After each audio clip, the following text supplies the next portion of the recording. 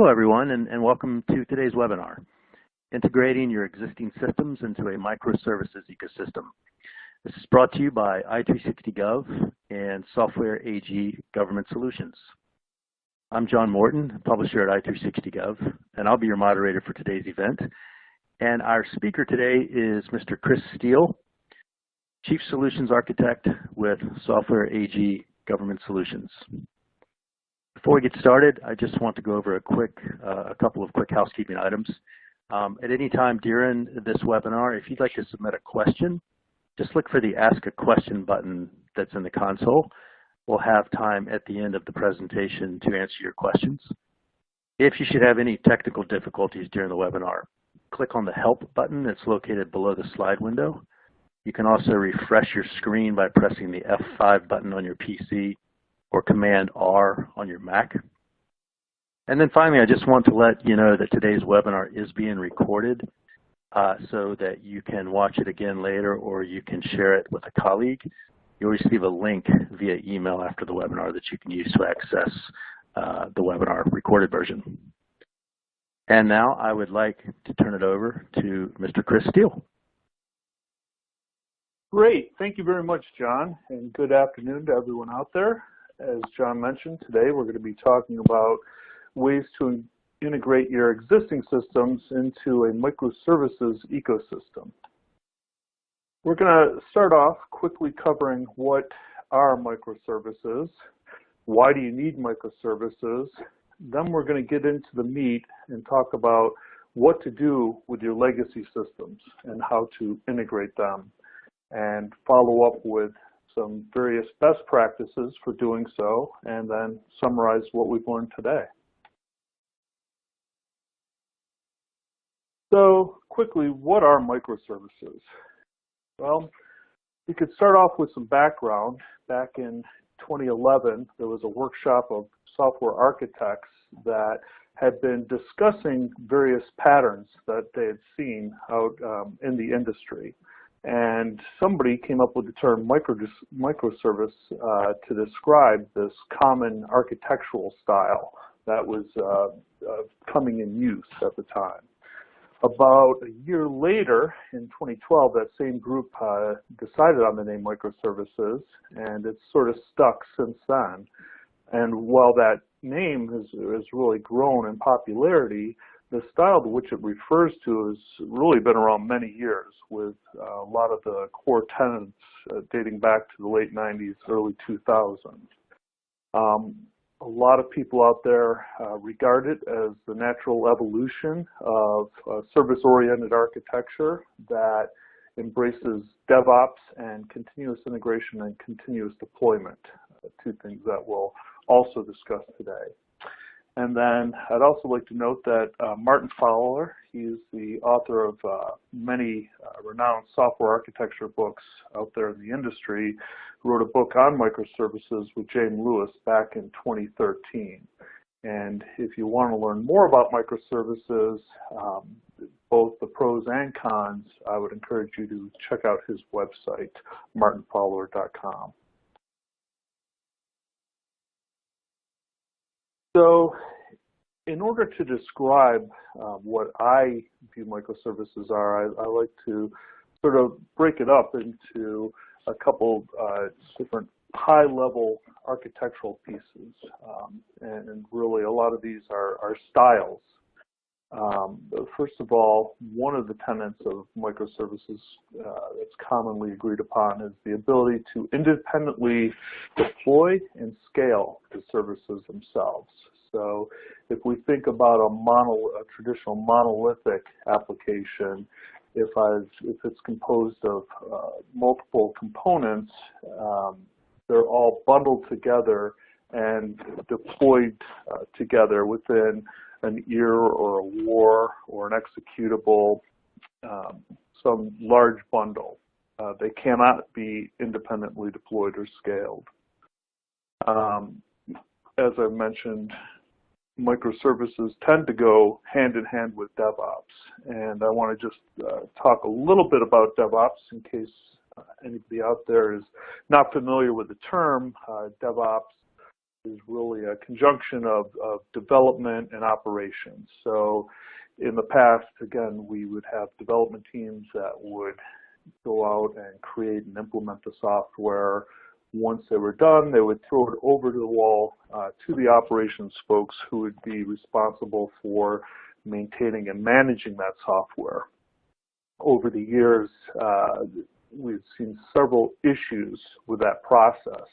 And starting back in the late 2000s, the industry sort of underwent this transformation where they began to embrace this DevOps concept of fusing the development and operations teams together, getting operations involved a lot earlier on in the development process in order to be able to better understand the software, to be able to better deploy it, prepare for it, and also to automate a lot of the deployments. So if you think about cloud computing now, where we have the ability to quickly spin up different instances, and we want to do a variety of different type of tests, from just unit tests to integration tests to load testing, where I need to spin up these environments really quick, run some tests, and then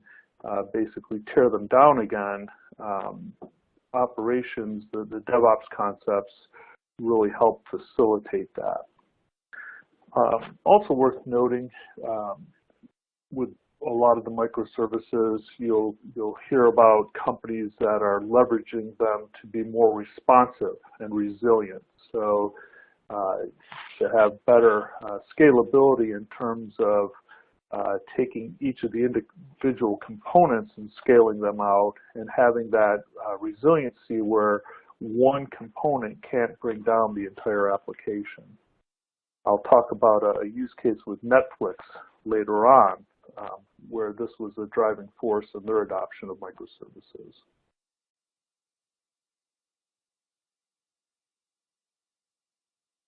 So from what I've been saying so far, a lot of you out there might think that this is sounding a lot like service-oriented architecture, SOA. I think there's a couple differentiators that are worth noting.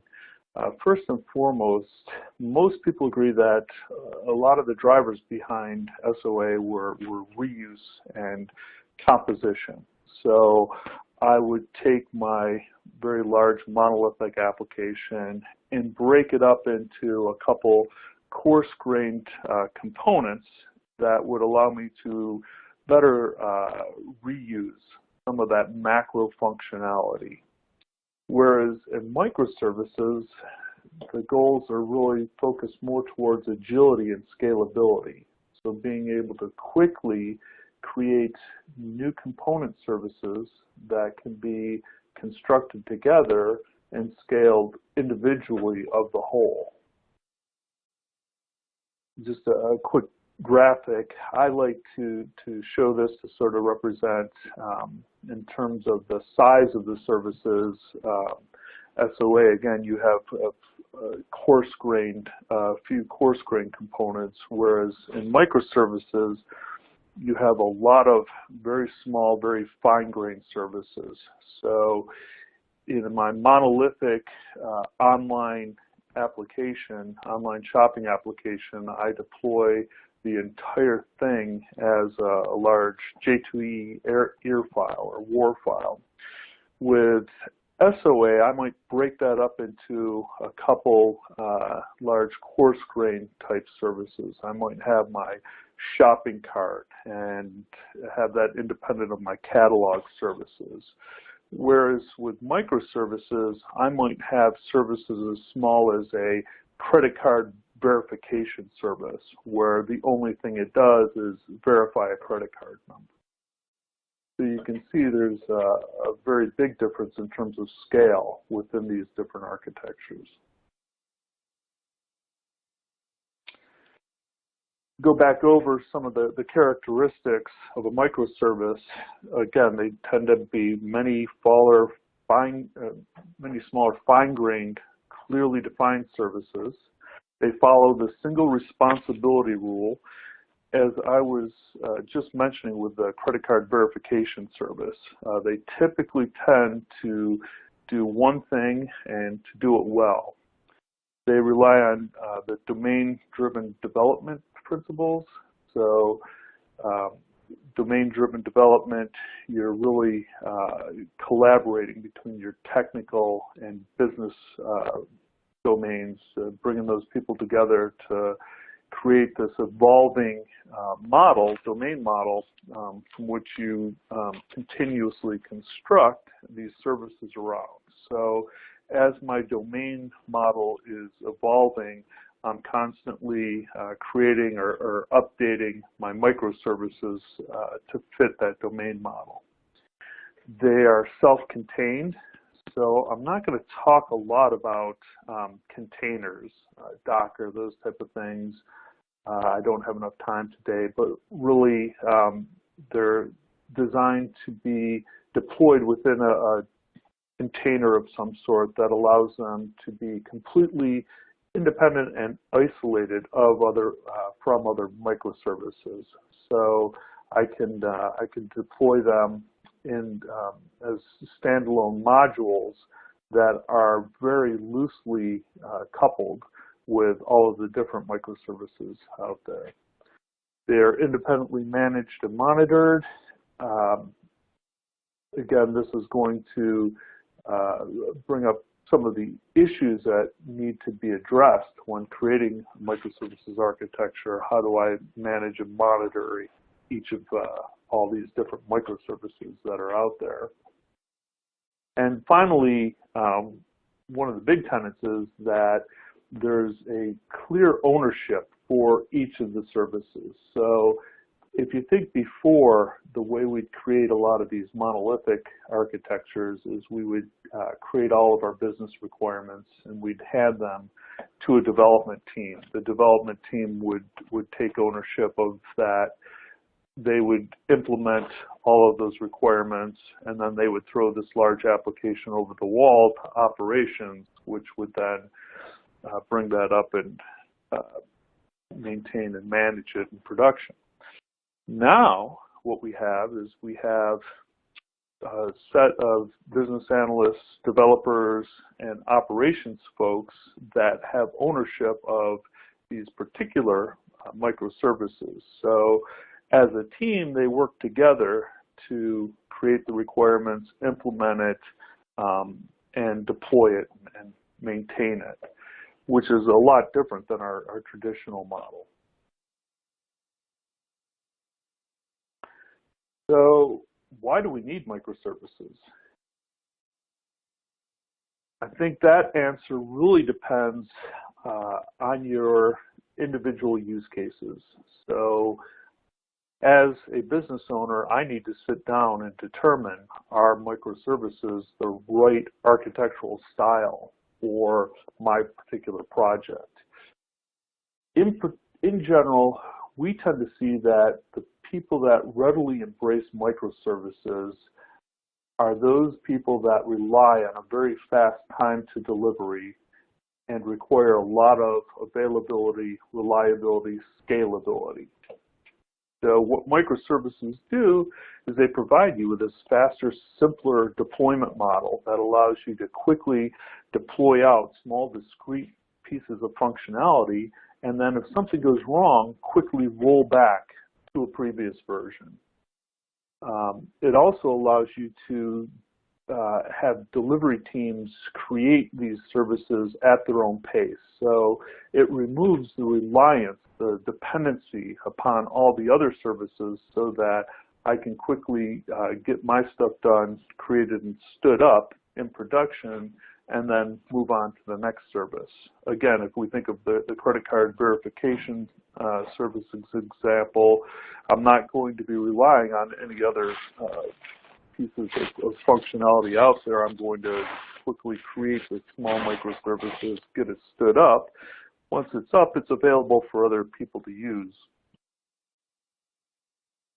Because microservices are all self-contained, it gives me the ability to choose the right, framework, tool, language that I want to implement those.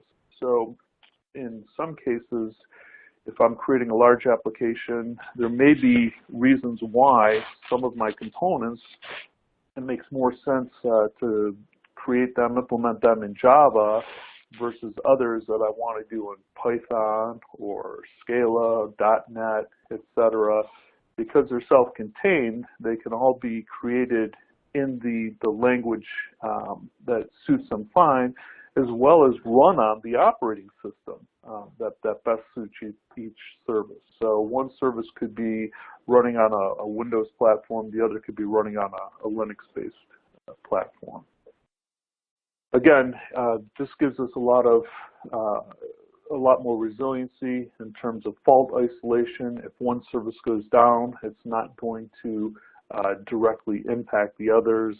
If I've got a bad service that's eating up processor, memory, etc., that is a self-contained issue.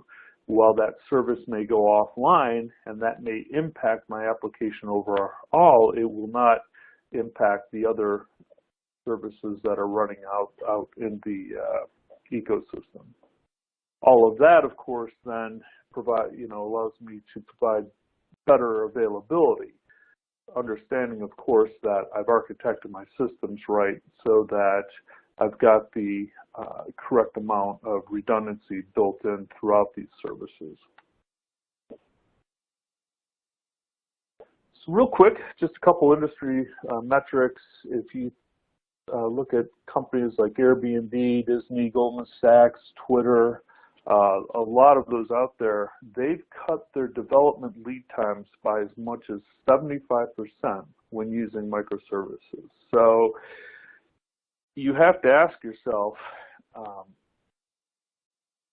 what is it that I need to do that I need to get done very quickly? If there's something where development lead time is a very big factor in my project, I need to seriously consider using microservices when you've got a lot of these industry giants out there cutting development time, by a factor of 4 when just, choosing this architectural style.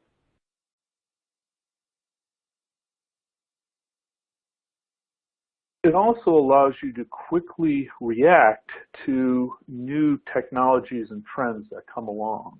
So looking out there at Amazon, Cars.com, etc., a lot of these large, very successful companies really rely on being technology leaders. And they need that ability to quickly incorporate these new technologies and trends like mobile, social, big data, blockchain. Using microservices provides me that ability to quickly react to changes in technology, to rapidly incorporate them. If you look at Cars.com, they're doing over 300 deployments a year. Flickr does 10 deployments a day, right down the line to Amazon, which is deploying new microservices every 11 seconds. So when you're deploying at a rate of every 11 seconds, you've got that business agility to adjust to new trends, to stay ahead of the technology curve. And in a lot of cases, that's going to be a huge business driver. And I think even within the government, I think a lot of agencies can take advantage of this extreme business agility that microservices do provide.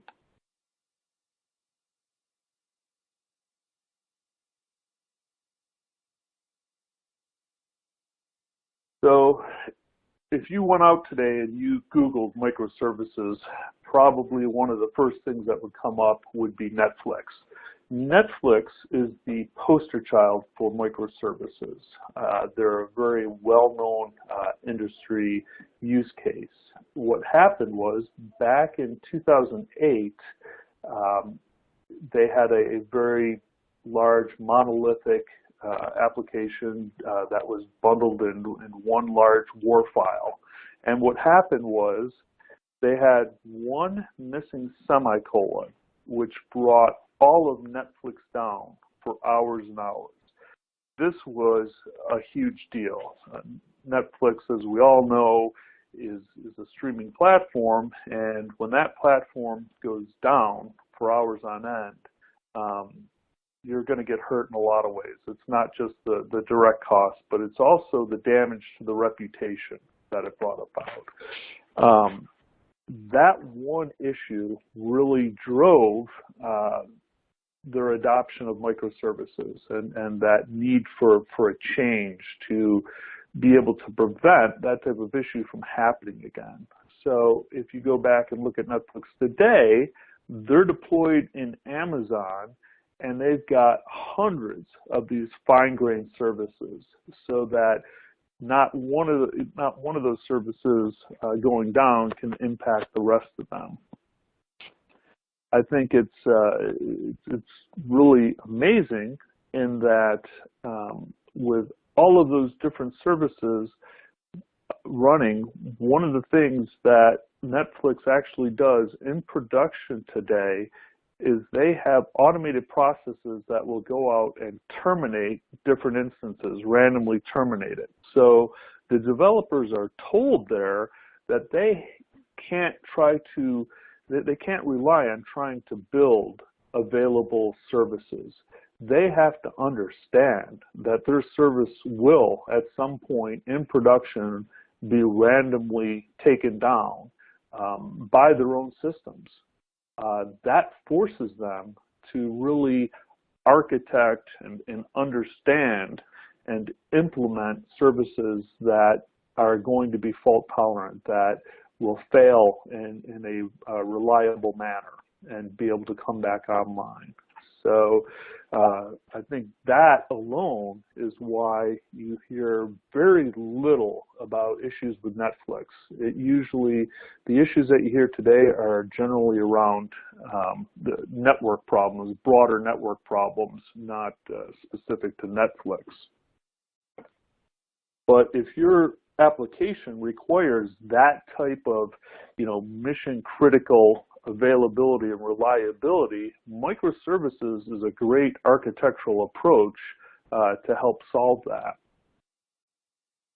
And looking at the scale today, a third of peak internet traffic a day, 50 million subscribers, over 2 billion API requests.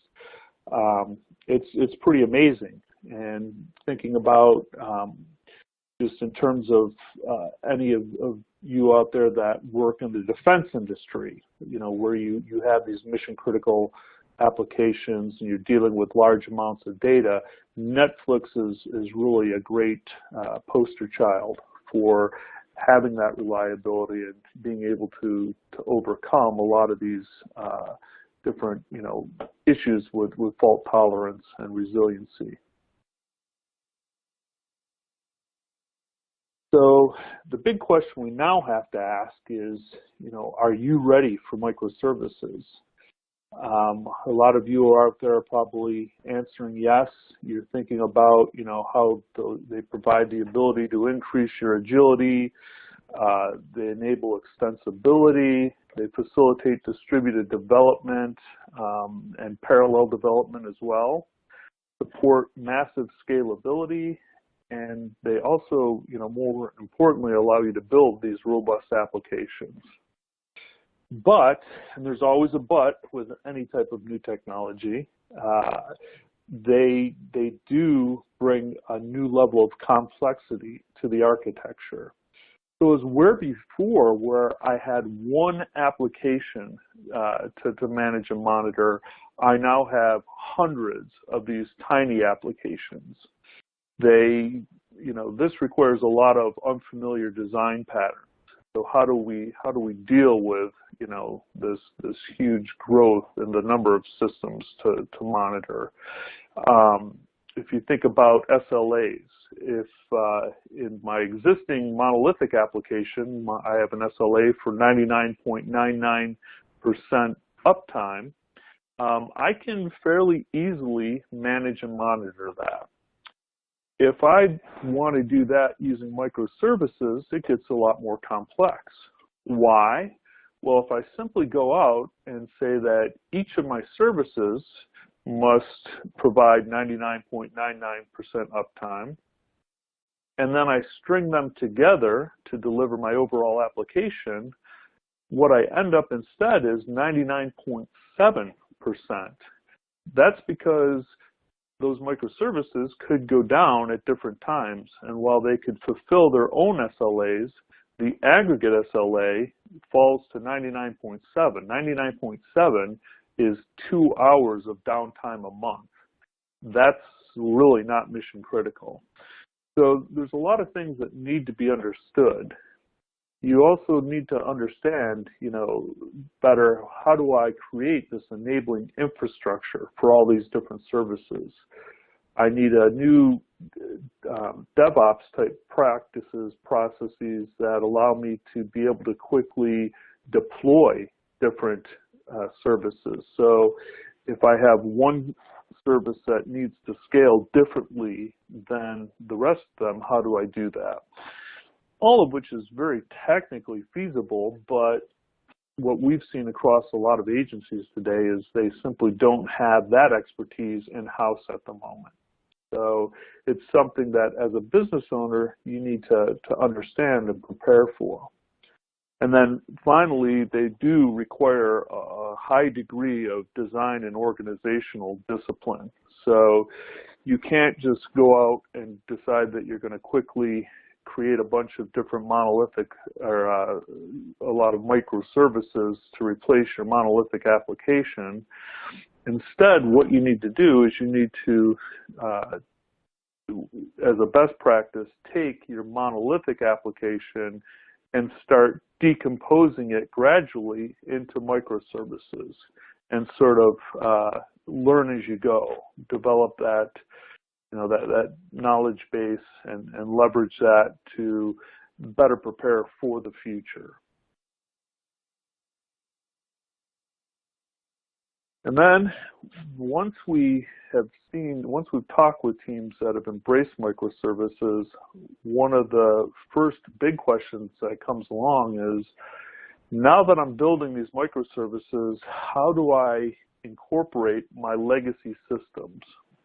So there really is no agency out there that doesn't have a slew of legacy systems. And by legacy, that could be mainframe, that could be C++, it could be old, Java stuff, anything that's outdated that doesn't provide a modern web-based interface that I'm going to want to leverage as part of my microservices ecosystem.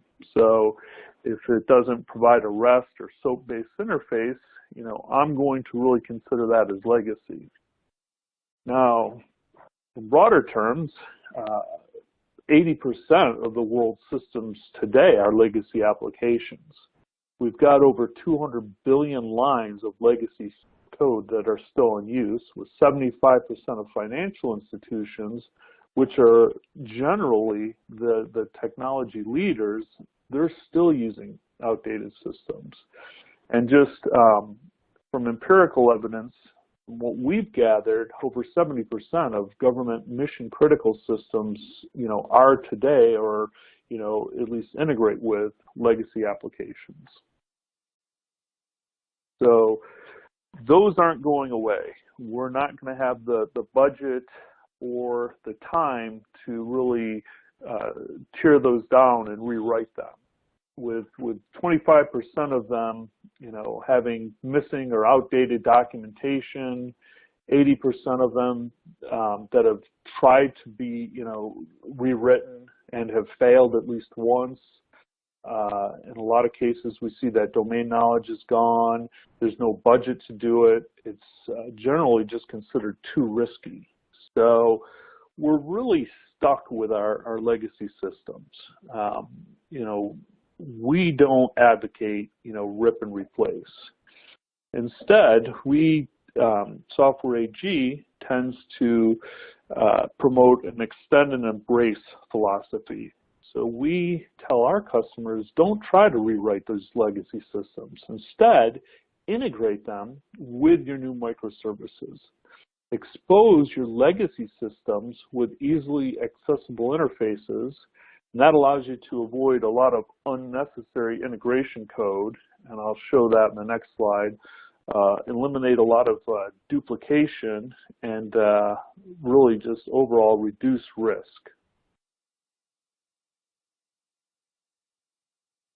So in order to do that, I want to talk a little bit about the service facade pattern. So service facade pattern is a very well-known industry pattern, again, dating back to the 90s, where the definition is the ability to provide a unified interface to a set of interfaces in a subsystem.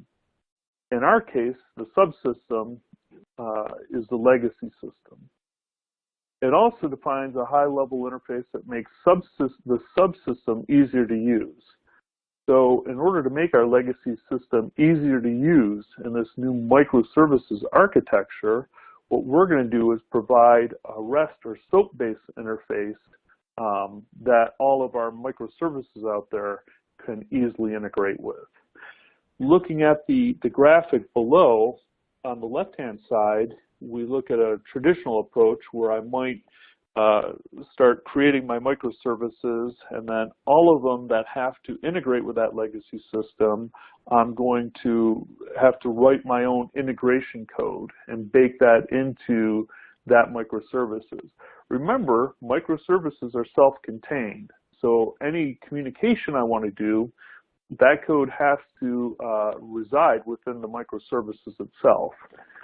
Therefore, what happens is I end up duplicating a lot of code, and in this case, I'm also making multiple calls to my legacy system because the legacy system itself was probably not designed or developed to have this type of interaction with these type of external systems. So what happens is I get sort of a lot of chatty communication back and forth there. Now, next to it, on the right-hand side, instead what we do is we implement a service facade, a piece of functionality that's going to, on one side, provide a nice REST SOAP-based interface for my microservices so that they can make one service call to invoke the functionality they need, and then the service facade is going to implement that integration code and then perform all of the necessary back-end calls to fulfill that one service request. So I've done two things. I've decreased the amount of code that needs to be written. I've eliminated the redundancy in the code across my microservices. The reason we want to do that is we don't want to get to a point where, you know, if we have to change anything with that code, we don't want to have to change it in multiple places. And then lastly, I've reduced the number of calls between my microservices and my service facade. I've simplified that interface.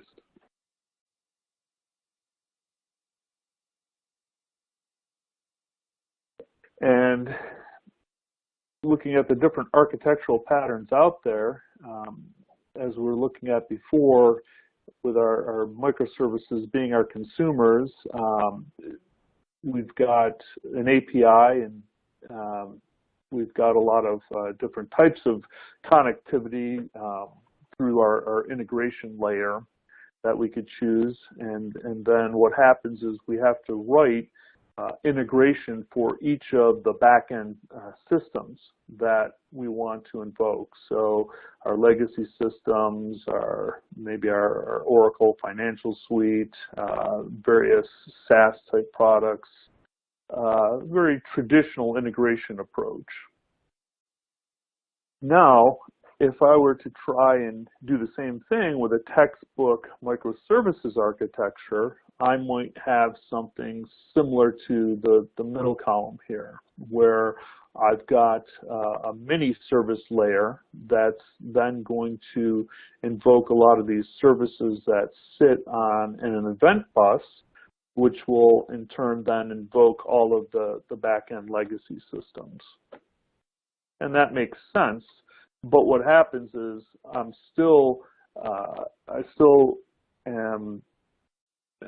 end up with a lot of redundant integration code in that mini service layer with those different microservices. So what we advocate is a hybrid approach. So taking and leveraging that service facade pattern using an integration platform, such as an integration bus, to serve as the service facade so that I don't have to rewrite or duplicate all of that integration code. Instead, what I can do is have my microservices simply talk with the integration bus, which is the service facade, that will then take and translate calls to all of my back-end systems, my legacy, etc. Now, in a lot of cases, I might not need that. In particular, if I'm leveraging a lot of different SaaS applications, most modern SaaS applications have a modern REST or SOAP-based API, so I can invoke them directly. I don't really need the integration bus. But a lot of my other legacy systems, a lot of these big data providers, my different financial systems, etc., they don't provide that. So what makes more sense is to, again, leverage this intermediary to do all of that translation for me.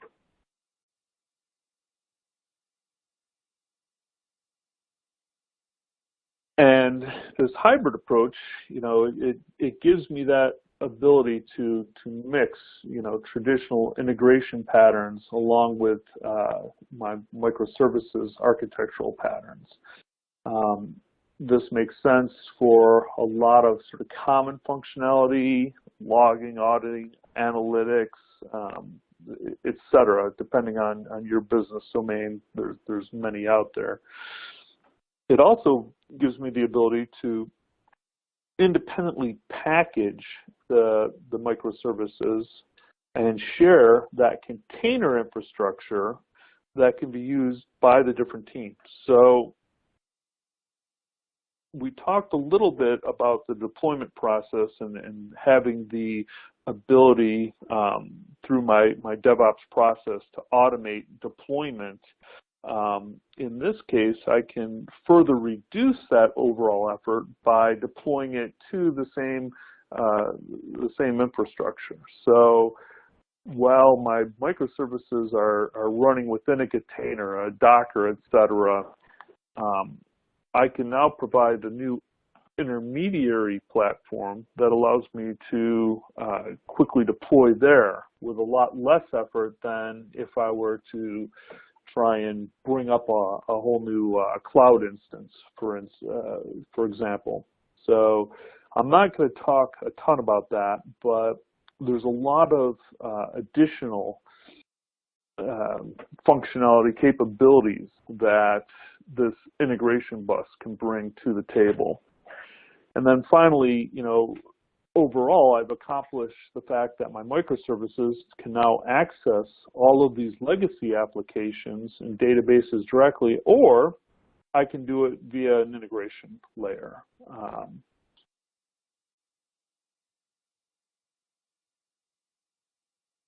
So with all of that said, let's step back and take a look at a couple of best practices for implementing microservices.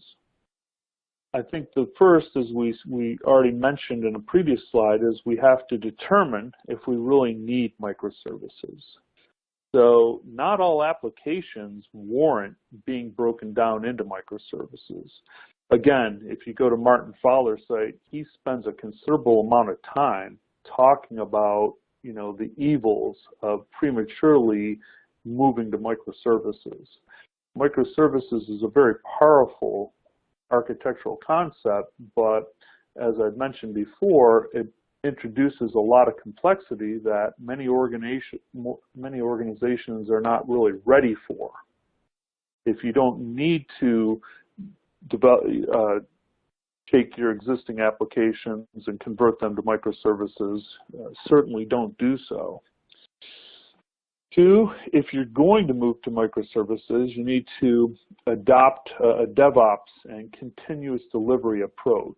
So continuous delivery and automation are really important for microservices, because with microservices, I'm deploying discrete pieces of functionality. That functionality is constantly evolving. So I'm constantly going to be providing new versions of the service as well as new services themselves. I start out with a general concept of what my application looks like. I build this conceptual domain model, and then I start deploying these services. As my concept, as my understanding of that model change, so are the services to implement that. So I'm going to need the ability to be able to rapidly deploy those and continuously deliver them. I'm also going to want to have a variety of small agile development teams that are going to allow me to add new features and deploy the code more frequently. So I want to be able to take that one large development team and really build it, break it apart into a large number of smaller agile teams that will be responsible for standing up their own services. And I think that brings a bit of an organizational challenge, in that whereas before you may have 1 or 2 architects, a couple more team leads, and then a different set of developers, all with their own functional expertise. Instead, what you come out with is you come out with a lot of different team leads and a lot of developers that are either multi-skilled, meaning they can work cross-functionally across the different tiers of the application, or you're going to have to bring in a lot more domain experts. For instance, instead of 1 or 2 DBAs, I'm now going to need, at least a DBA per group developing these microservices. Now, in order to better understand the design, I really want to take an existing monolithic application and start breaking that apart, as we talked to before, understanding how I'm going to do that and learning as I go. I want to create a shared repository for all of the services.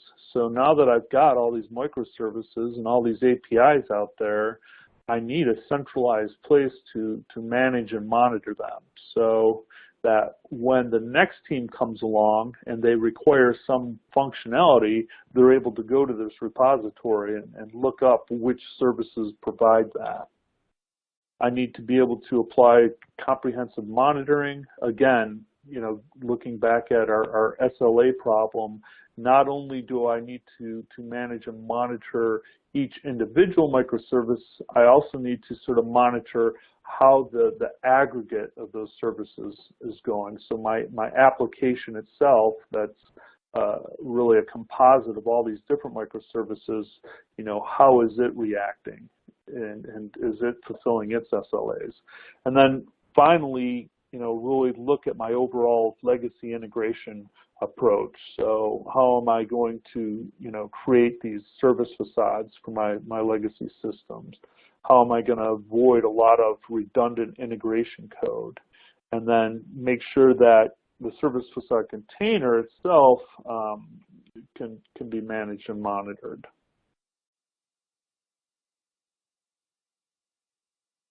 So as a summary here, I know that we've covered a lot today. I want to I've been talking about some of the negative aspects, but, going back to the beginning, microservices really do provide a great way to speed up deployment and increase reliability. I didn't really get into the details, but if you think about scalability, in a large monolithic application, I can't scale individual components.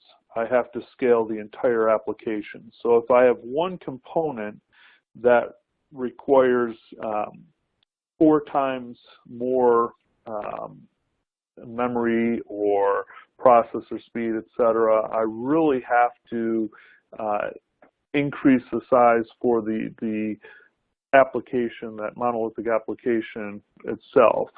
Whereas by breaking these apart, I can tailor each component exactly as needed. That provides not just better scalability, but also reduces my overall resource requirements and saves me cost. You know, and with that said, again, I have to go back to the fact that, yeah, no microservice is an island that we're going to have to integrate with our legacy systems. We don't want to rewrite each of those legacy systems from scratch. We don't have the budget. We don't have the knowledge. We don't have the time to do that. And we don't want to try and integrate each of these microservices with an existing legacy interface. So what we want to do is we want to expose the legacy systems to these microservices with modern interfaces. And the best way to do that is to leverage a platform that will provide that exact functionality that will allow you to not only create these service facades that will manage and monitor your legacy systems and provide these clean interfaces, but will also provide a lot of the non-functional requirements like availability, reliability, scalability.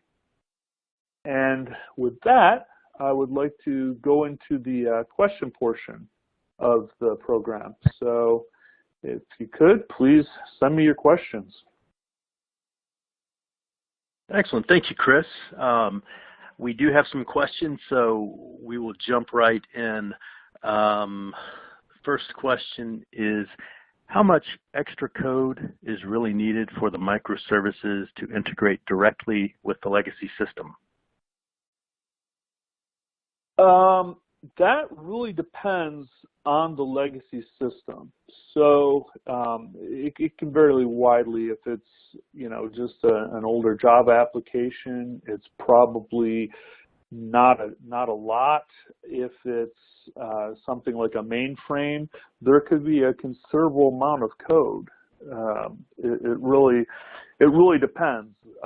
But at the end of the day, none of it is inconsequential. You know, there is a definite amount of not only the code itself that you have to care about, but also the domain expertise. So, you know, do I have a mainframe, you know, expert out there that's going to work with my development team to help them do that integration? Do I have a, you know, somebody that knows C++ well, that has understanding of that back-end system that's going to help them incorporate that? So it depends, but it's definitely not inconsequential. Okay. Next question. In a large organization, what is the best way to keep track of the many microservices services, in parentheses, inventory, and how can we make them discoverable to the developers? That's another great question. So we started to touch on that when we talked about the service repository. So thinking back to the SOA days, very similar, right? You need to be able to publish and discover, manage, monitor all these different APIs. Back then, with SOA, you know, that was always sort of a nice to have. You had a coarse amount of services, and really, in a lot of cases, it just wasn't warranted. But when you move towards a microservices architecture, where you end up with tens to hundreds of different APIs, you need a centralized repository. So there's many out there on the market today. In fact, Software AG provides a product called Centrasite, which does exactly that. It allows you to keep track of all the different services and APIs out there, so that as a developer, when I want to go out and try and instead of building everything from scratch, reuse the existing services out there, I can quickly look up the functionality that I want, and then basically get a handle back to that web services. So understand what the API looks like, what the SLA around it is, etc. And then once I use it, have the ability to have it centrally managed and monitored, so that if the service that I'm using is not fulfilling its SLA, I'm informed, and I know, I can then take action to do what I need to do when, the back-end microservices that I'm leveraging aren't fulfilling their SLAs. Okay. Here's another question. What type of training would a development team need to implement an integration platform like the one that you mentioned? So there's different integration platforms out there today that are doing this. And again, a lot depends upon the platform that you're choosing, as well as the development team that you have in-house or that you're relying on. I think that a lot of the different integration platforms on the market today were really built on newer technologies. So they're implemented in Java or .NET, and you can go out and you can take a pretty, junior to mid-level developer and get them ramped up. In a lot of cases, again, with Software AG, with our product suite, we provide a lot of graphical user interfaces, so that you don't have to be an expert programmer to be able to go in, create services, deploy them, track them, manage, monitor them.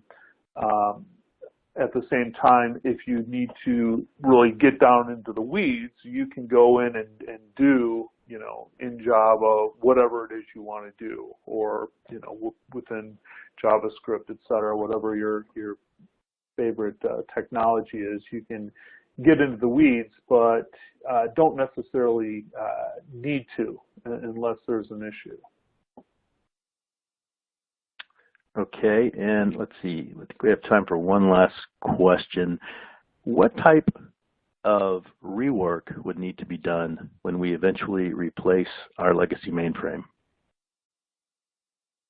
Okay, so I think the question is really saying, if I go out and I create this service facade that is exposing my legacy application, what do I have to do when that legacy rewrite is finally completed and I have a more modern application in its place? And I think the answer again goes back to what is it being replaced with? What does it look like when it's done? So if this is now going to be exposed using modern technologies, if I now have a REST interface, et cetera, then I've got a couple different options. One, I can choose to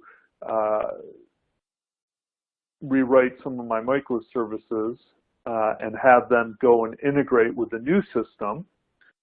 That's one option. Or a better option, if you have used an integration platform, would be to instead just change the integration code, in that service facade layer, to now invoke the new application.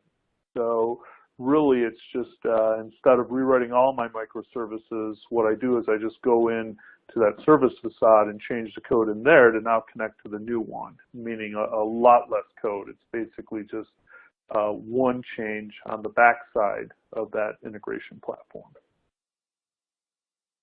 Okay, great. Well, we have run out of time. I'd like to thank you, Chris, for your very informative presentation. I'd also like to thank the audience for attending today, and also remind you that, again, this was recorded, so that if you would like, you can view it again, or you can share it with a colleague. You will be receiving a link via email that you can use to access the archived version. So thank you so much again for attending, And this concludes today's webinar.